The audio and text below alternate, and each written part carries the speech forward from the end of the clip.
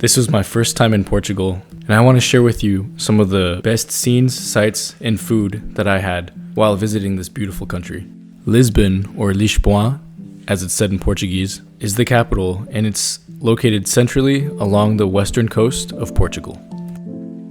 When I first arrived, I met up with my mom in the airport, and we were immediately greeted by my mom's friends, Margarida and Carlos, two of the most hospitable and amazing hosts I've ever met.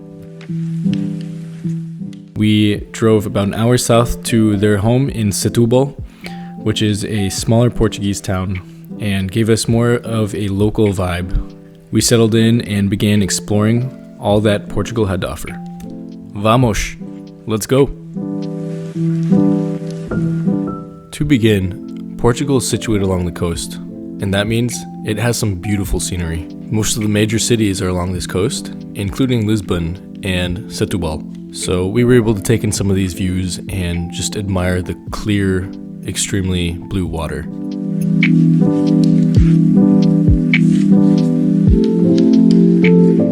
Now, regardless of where you go in Portugal, or in Europe in general, I highly recommend going to any of the fresh marketplaces where they sell everything from fruit, cheese, to seafood, and meat. Margarita? It's a cabbage? Yes. Yes. This is one of my mom's favorite activities anywhere, and it's so much better here because of the freshness of the ingredients and with a liveliness and realness that you can't find in American grocery stores, or any sort of grocery store for that matter. A note on travel: metro and tram are some of the best ways to get around. If you're going to the airport, metro can definitely get you there, but Uber is also an option and doesn't cost too much.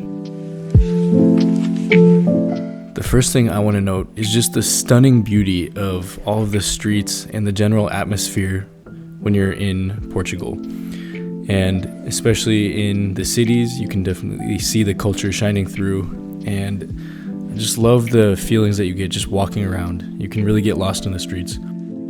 Alfama, Baixa, Chiado, and Bairro Alto are all neighborhoods around the central downtown area, and these are all very old neighborhoods with lots of culture, lots of history.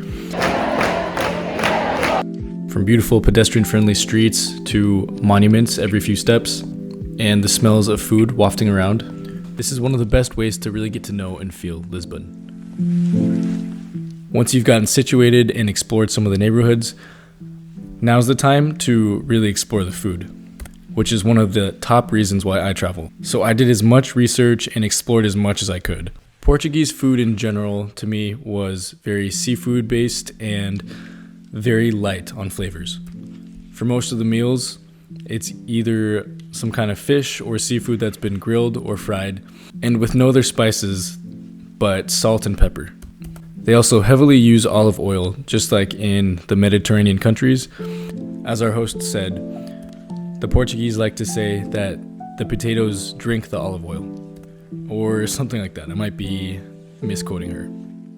I also want to specifically call out the salads that I've had in Portugal, and these have been amazingly fresh. All the veggies taste so crisp and juicy. Very different from the produce that is found in America, unfortunately. Vegetables just seem to taste so much better. So I can see why people are healthier here. When looking for food in Portugal, you pretty much can't go wrong anywhere you go.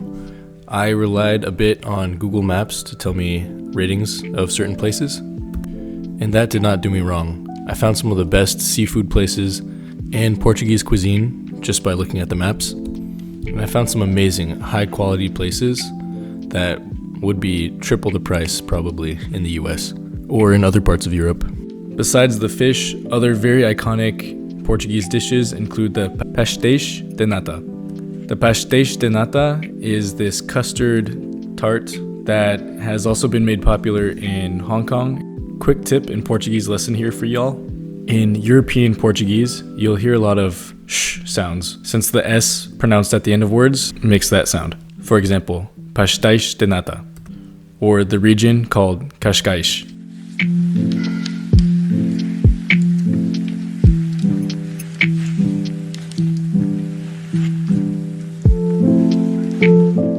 While getting your cardio on and walking through the steep steps and hills of Alfama, one of the main sights to see here is the Castelo de São Jorge, a beautiful old castle situated right in the middle of this part of town and perched upon a hill. If you're in Setubal and you love history, visiting the Castelo de São Felipe is very recommended. This castle has beautiful architecture, lots of history, and some amazing views from the top.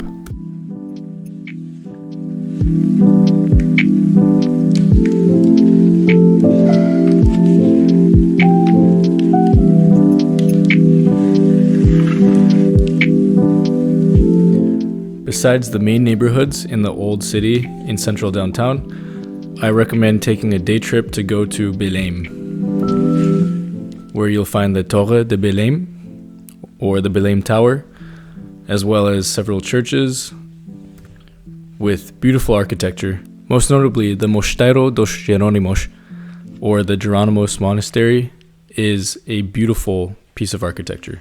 Definitely feels like a set from some TV show or movie.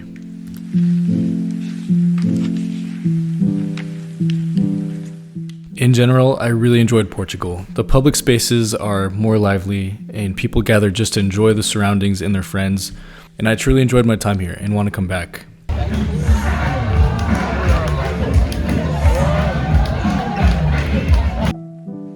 The food, the culture, the public spaces, and public transportation, I loved it all.